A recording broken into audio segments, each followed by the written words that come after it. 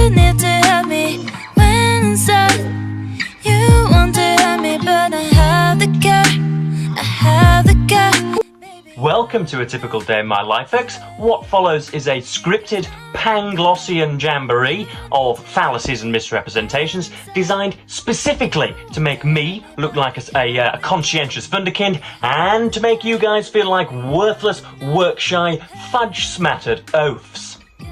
I would first of all like to make an unnecessary reference to the time of day so that you think I live the life of a Siberian serf. It is currently 5:23 a.m. Now, all of you little working class darlings do not need to bother your little heads about the meteorological impossibility of it being this light at 5:23 a.m. Because I have in fact been up for 4 hours whilst my trained team of 4 titivators have been pumping and perfuming my hair to perfection. You'll also no doubt have noticed that I'm completely naked. This, hopefully, will help you to imagine us having sweaty, vociferous sex, all of which, of course, is to reinforce the only reason for my preeminence on YouTube, which is a conscious adherence to preset aesthetic ideals. You want to help me, but I have the care, I have the care, baby, I'm enough, hey. I've been looking for something that will give me peace of mind. You make me insecure. I am now going to take a righteous position on the consumption of caffeine and declare that I indeed only have 1 decaffeinated coffee per day, even though I have had 16 since we last spoke. Here is a banana, which I will record myself peeling, and of course espouse the nutritional virtues of such a piece of fruit, and yet fling it to the side because I have had a breakfast which contained 7 animal products already this morning. You will have noticed, folks, that despite having any rewardable skills whatsoever, I inhabit a £1 million swanky pad.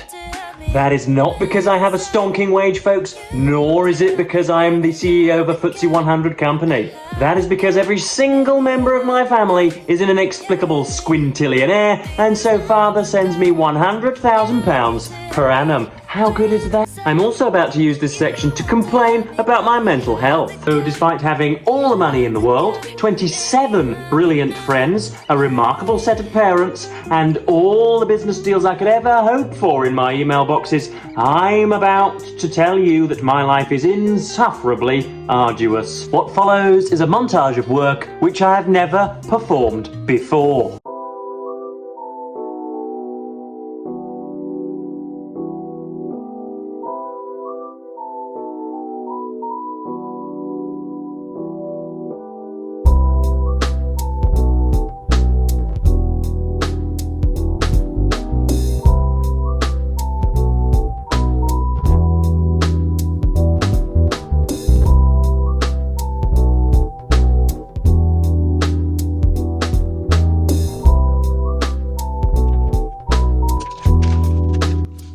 Okie dokie, folks, I am getting up randomly from my table and announcing that we are going to explore the local environment, which is absolutely teutonically gorgeous, but I've become inured to it because I am such a privileged wastrel. But just before that, it's time for this show's first sponsor.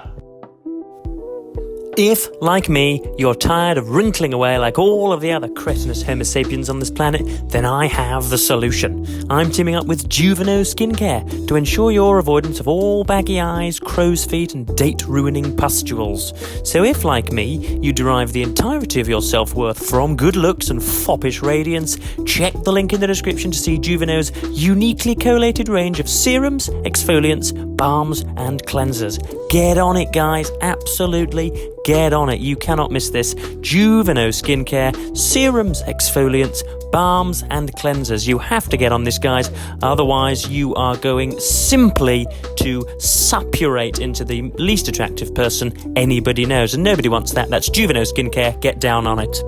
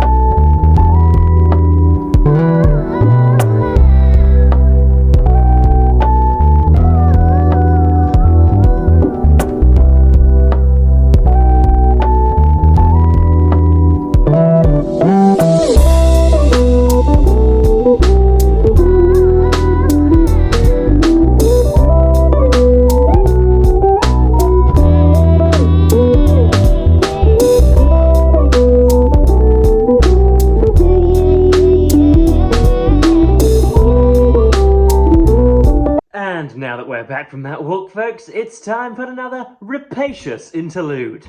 Are you worried that bearded insurgents might be spying on your internet use? Do you want to spaff loads of money on a VPN that commodifies your data points anyway? If so, NoPriVPN is here. It's bound to clog your system and hand your bank account details and indeed your grainy erotica over to the insurgents anyway. For complete peace of mind, use NoPriVPN today. That is NoPriVPN today. Thanks, folks. And once again, it's time for me to lie through my teeth, pretend to be studious, and read in very, very, very deleterious and erotic positions indeed.